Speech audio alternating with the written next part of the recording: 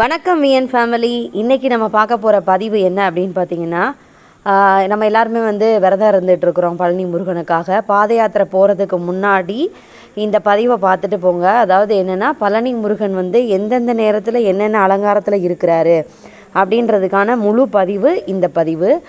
இந்த வீடியோ பிடிச்சிச்சு அப்படின்னா லைக் பண்ணி, ஷேர் பண்ணி, கமெண்ட் பண்ணுங்கள். சப்ஸ்கிரைப் பண்ணிவிட்டு பக்கத்தில் இருக்கிற பெல் ஐக்கனை கிளிக் பண்ணிக்கோங்க. அப்போ தான் நான் போகிற வீடியோஸ் எல்லாமே நோட்டிஃபிகேஷனாக உங்களுக்கு உடனே வரும். உங்களுக்கு பிடிச்சிருக்கு அப்படின்னு சொன்னால் உங்கள் ஃபேமிலிஸ் அண்ட் ஃப்ரெண்ட்ஸ்க்கு ஷேர் பண்ணி விடுங்க. இந்த மாதிரி வீடியோஸ் பார்க்குறோம் அப்படின்னு நினச்சிங்கன்னா என்னோடய ப்ளேலிஸ்ட்டில் இருக்குது, ஒர்க்ஷிப் அப்படின்னு சொல்லிட்டு இருக்கும். அப்புறம் முருகனை பற்றின வீடியோஸ் பார்க்கணும் அப்படின்னு நினச்சிங்கன்னா முருகன் வழிபாடு அப்படின்னு சொல்லிட்டு ப்ளேலிஸ்ட் இருக்கும். நான் உங்களுக்கு வீடியோவோட எண்டில் கொடுக்குறேன், பார்க்கணுன்னு நினைக்கிறவங்க போய் பாருங்கள். இன்றைக்கான பதிவுக்குள்ளே நம்ம போயிடலாம். பழனி முருகன் அப்படின்னு பார்த்தீங்கன்னா அவர் எந்தெந்த நேரத்தில் என்னென்ன அலங்காரத்தில் இருக்கிறார் அப்படின்றதான் பார்க்க போகிறோம். நம்ம முருகப்பெருமானில் அறுபடை வீடுகளில் மற்ற 5 கோயில்களுக்கு இல்லாத தனிச்சிறப்பு இந்த பழனி முருகன் கோவிலுக்கு இருக்குது. முருகப்பெருமானோட திருமேனி, பூஜை முறைகள், அலங்காரம் எல்லாமே தனிச்சிறப்பு வாய்ந்தவை. அந்த சிலை நவபாஷாணத்தில் ஆனதுன்னு நமக்கு நல்லாவே தெரியும். முருகனுடைய நவபாஷாண திருமேனியில் இரவில் சாத்தக்கூடிய சந்தனம், அபிஷேகம் செய்யக்கூடிய விபூதி, பஞ்சாமிர்தம் எல்லாமே சக்தி வாய்ந்த நோய் தீர்க்கும் மூலிகையாக இருக்குது அப்படின்னு சொல்லிட்டு நிறைய பேருக்கு தெரிஞ்சிருக்கும் கண்டிப்பாக. அந்த மாதிரி புகழ்பெற்ற பழனி முருகன் கோவிலில் முருகப்பெருமான் ஆண்டி கோலத்தில் ராஜா அலங்காரத்தில் இருப்பார்னு மட்டும் நமக்கு நிறைய பேருக்கு தெரிஞ்சிருக்கும். சில பேருக்கு தெரிஞ்சிருக்கலாம், எல்லாமே பெரும்பாலானவங்களுக்கு தெரியறதுக்கு வாய்ப்பு இல்லை. இவற்றில் ராஜ அலங்காரத்தில் இருக்கிற முருகனை தான் நம்ம பார்க்கணும், ஆண்டி கோலத்தில் இருக்க முருகனை பார்க்கக்கூடாது அப்படின்னு சொல்லிட்டு நிறைய பேர் நிறைய விதமான கருத்துக்கள் சொல்லிட்டு இருக்கிறாங்க. அதாவது ஆண்டி கோலத்தில் பார்த்தோன்னா நமக்கு எதுவும் இல்லாமல் போயிடும், ராஜா கோலத்தில் பார்த்தோன்னா தான் நம்ம ராஜா மாதிரி வாழ்வோம் அவர் மாதிரி அப்படின்னு சொல்லிட்டு நிறைய பேர் சொல்லுவாங்க. ஆனால் அது அப்படி இல்லை. வேறு எந்த முருகன் கோயிலும் இல்லாத சிறப்பாக பழனியில் இருக்கக்கூடிய மூலவர் தண்டாயுதபாணிக்கு தினமும் 6 முறை 6 விதமான அலங்காரங்கள் செய்யப்படுகிறது. இவற்றில் முருகப்பெருமானை எந்த கோலத்தில் தரிசனம் செஞ்சாலுமே நம்ம நற்பலன்கள் மட்டும்தான் கிடைக்குமே தவிர அது இந்த கோலத்தில் பார்த்தா நமக்கு இப்படி கிடச்சிரும் அப்படிலாம் கிடையாது. முருகன்னாலே நமக்கு நல்லது செய்கிறவர் தானே. அதில் என்ன போயிட்டு இந்த கோலத்தில் பார்த்தா அந்த கோலத்தில் பார்த்தா அப்படிலாம் இல்லை. நீங்கள் எந்த கோலத்தில் பார்த்தாலுமே நமக்கு நல்லது மட்டுமா நடக்கும். இருந்தாலும் எந்த நேரத்தில் பழனிக்கு சாமி தரிசனத்துக்கு போனால் முருகனை எந்த அலங்காரத்தில் பார்க்கலாம் அப்படின்னு சொல்கிறதுக்கான பதிவு தான் இது. மலை மீது அமைந்திருக்கக்கூடிய பழனி முருகன் கோயிலில் தினமும் காலையில் 5 மணிக்கு திறக்கிறாங்க. இரவு 10 மணிக்கு என்ன பண்ணுறாங்கன்னா 10 மணி வரைக்கும் திறந்துருக்குது. காலை முதல் இரவு வரை தினமும் பார்த்திங்க அப்படின்னா 6 முறை அபிஷேகம் நடத்தப்பட்டு 6 முறை அலங்காரங்கள் மாற்றப்படுது.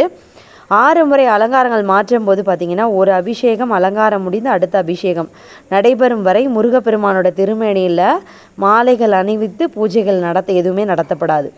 அந்த டைம் இருக்குல்ல, அந்த டைமில் அந்த அலங்காரம் நம்ம செஞ்சுட்டாங்கன்னா அந்த டைம் வரைக்கும் அந்த அலங்காரம் இருந்துக்கிட்டே தான் இருக்கும் அப்படின்னு சொல்கிறாங்க.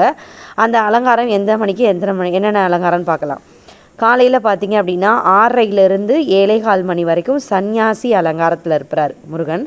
காலை 8 மணிலேருந்து 8:30 வரைக்கும் வேடன் அலங்காரத்தில் இருக்கிறாரு. காலை 9 மணி முதல் 9:30 வரை பாலசுப்பிரமணியர் அலங்காரம். அடுத்தது காலை 12 மணி முதல் 12:45 வரை வைதீகர் அலங்காரத்தில் இருக்கிறார். வைதீகர் அலங்காரம்னா வைத்தியர்னு சொல்லுவோம் நம்ம. மாலை 5:30 மணி முதல் 6:15 வரைக்கும் ராஜ அலங்காரம். இரவு 8:30 9 மணி வரை புஷ்ப அலங்காரம். இரவு முழுவதுமே ரகக்கால, அதாவது சந்தன அலங்காரம்னு சொல்லுவாங்க. இதில் வயதான தோற்றத்தில் முருகன் காட்சி தர்றார் நமக்கு. மற்ற இடைப்பட்ட நேரங்கள் எல்லாத்துலேயுமே ஆண்டி கோலத்தில் பழனி தண்டாயுதபாணியை நம்ம தரிசனம் செய்ய முடியும்.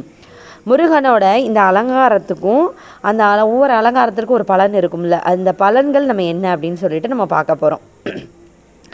ராஜ அலங்காரம் அப்படிங்கிறது என்னன்னு பார்த்தீங்கன்னா, தொழில் வளர்ச்சி, முன்னேற்றம், வீடு கட்ட, புது வீட்டில் குடியேறதுக்கான ஒரு பலன்களை தரக்கூடியது தான் ராஜ அலங்காரம். அடுத்தது ஆண்டி கோலம் அப்படிங்கிறது வழக்குகளில் வெற்றி. நம்ம நீதிமன்றத்தில் ஏதாவது வழக்குகள் தொடுத்துருக்குறோம் அப்படின்னா அந்த வழக்குகளில் நமக்கு வெற்றி கிடைக்கும் அப்படின்னு சொல்கிறாங்க. வைதீக கோலம் அப்படின்னா நோய்கள், மனக்குழப்பங்கள் நமக்கு நீங்கும். அடுத்தது பாலசுப்பிரமணியர் அலங்காரம் அப்படிங்கிறது குழந்தை வரம் நமக்கு கிடைக்கும் அப்படின்னு சொல்லப்படுது. அடுத்து வேடன் அலங்காரம் எதிரிகள் தொல்லை, பயம் ஆகியவை நீங்கும். அடுத்தது புஷ்ப அலங்காரம் வாழ்வில் மகிழ்ச்சி ஏற்படும். சந்நியாசி அலங்காரம் அப்படிங்கிறது சகலவிதமான பிரச்சனைகளும் நமக்கு நீங்கும். இப்படி 6 விதமான அலங்காரங்கள் முருகப்பெருமானிற்கு நடைபெற்று கொண்டு இருக்கிறது. நம்ம அந்த நேரத்தில் நம்ம கரெக்டாக போய் பார்த்தோம் அப்படின்னா நம்ம அந்த அலங்காரத்தில் நம்மளால் பார்த்துக்கொள்ள முடியும். எல்லாருக்குமே குறிப்பாக பார்த்தீங்க அப்படின்னா ராஜ அலங்காரத்துலேயும் ஆண்டி கோலத்துலேயும் தான் அதிகமாக பார்த்துருப்போம் நம்ம. நான் போன வருடம் பழனி பாத யாத்திரை போயிருக்கும்போது தைப்பூசத்திற்கு முதல் நாள் சாமி நான் கும்பிடுவேன். தைப்பூசத்து அன்னைக்கு நான் போய் கும்பிடுவேன். இந்த வழக்கம் எனக்கு இருக்குது. நான் போன வருடம் பார்த்திங்க அப்படின்னா வேடன் அலங்காரத்தில் நான் முருகனை தரிசித்தேன். எனக்கே ஆச்சரியமாக இருந்தது.